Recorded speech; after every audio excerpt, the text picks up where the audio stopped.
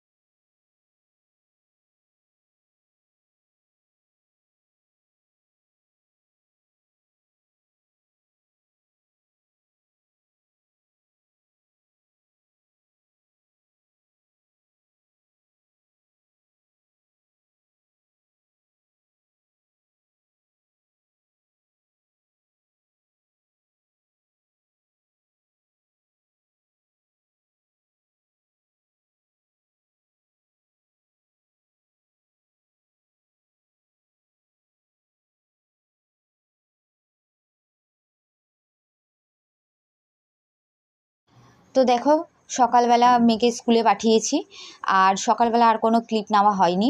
ক্লিপগুলো নেওয়া হয়নি না, ক্লিপগুলো খুঁজে পাওয়া যাচ্ছে না, ডিলিট হয়ে গেছে কোনোভাবে। তো যাই হোক, এটা রাত্রেবেলা ডিনারের প্রিপারেশন করছি। তো এখানে আমি ড্রাই চিলি চিকেন করছি, তার জন্য পেঁয়াজ, ক্যাপসিকাম, 2 রকমের ক্যাপসিকাম কেটে ভাজতে বসিয়ে দিয়েছি। যেই ওগুলো একটু ভাজা ভাজা হয়ে আসতেই আমি এখানে টমেটোটাও দিয়ে দিয়েছি। আর দেখো, রুটির সাথে না ড্রাই চিলি চিকেনটা দারুণ লাগে খেতে। তোমরা কখনো ট্রাই করে দেখবে। এমনি চিলি চিকেন থেকে, নর্মাল চিলি চিকেনের থেকে সরি, কথাটা আটকে গেছিলো। নর্মাল চিলি চিকেনের থেকে কিন্তু ড্রাই চিলি চিকেনটা খেতে কিন্তু বেশি ভাল লাগে। তো এখানে আমি সোয়া সসটা দিয়ে দিয়েছি। সোয়া সসটা দেওয়ার পর তারপরে একটু ভালো করে ফ্রাই করে নিচ্ছি।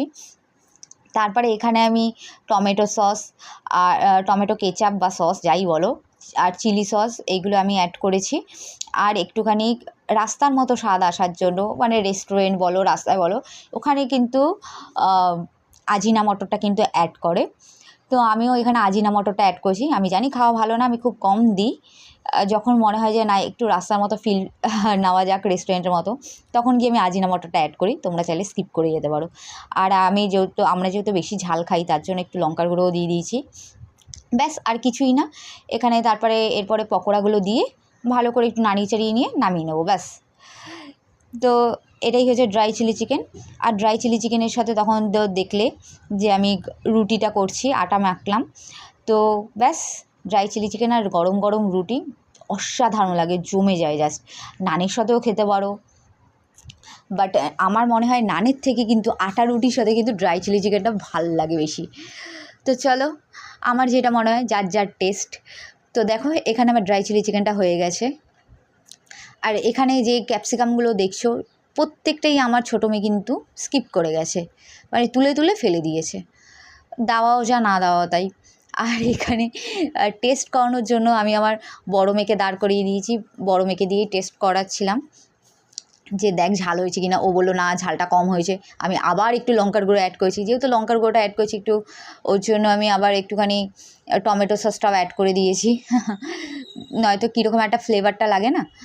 তো চলো, দেখেই এখন আমার জিভে জল চলে এসেছে। খেতে কিন্তু অসাধারণ হয়েছিল ড্রাই চিলি চিকেনটা, ব্যাস। তো দেখো, এখানে এবার আমি রুটি করছি। রুটির জন্য আমি কড়াই বসিয়ে দিয়েছি, ওখানে চিলি চিকেনটা আমি ঢাকা দিয়ে রেখে দিয়েছি।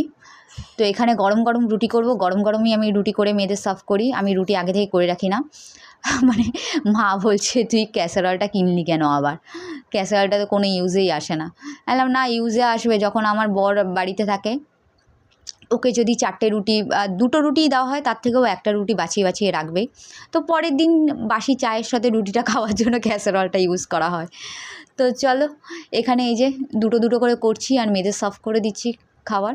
এটা প্রথমে বড় মেয়েকে খেতে দিচ্ছি। বড় মেয়ের খুব খিদে পেয়ে গেছিলো, পড়ে এসছে, তো ওর খুব খিদে পেয়ে গেছিলো, তাই ওকে আমি খেতে দিয়ে দিয়েছি। এখানে ও ঘুমিয়ে পড়েছিল অ্যাটলিস্ট এসে, ও ঘুমিয়ে পড়েছে যেহেতু ভোরবেলা ওঠে তো ওর জন্য ঘুমিয়ে পড়েছিল। যাই হোক, সেদিনকাই হচ্ছে পরীক্ষা লাস্ট ছিল, ব্যাস। তারপরেও কিন্তু পড়াশোনাটা আমি ওর চালু রেখেছি, কারণ পরীক্ষা শেষ হয়ে গেছে বলে গ্যাপ দিইনি যে না একটু ছুটি নাও একটু। দেখো, ঘুরতে যাওয়ার মানুষ তো নেই, সে তো কাজের জন্য বাইরে, তো কার সাথে যাব, তার জন্য না চলো মেয়েদের পড়াশোনাটাই স্টার্টিং থাকুক, নয়তো দুষ্টুমি তো সারাক্ষণ দুই বোন করে বেড়ায়, মানে কি বলবো, তোমরা অনেকেই দেখতে পাও।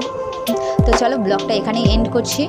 Thank you for watching. আর যদি ব্লগটা ভালো লেগে থাকে তাহলে লাইক, শেয়ার এবং সাবস্ক্রাইব করে দেবে, কমেন্ট করতে কিন্তু ভুলবে না। Bye bye, tata, love you all.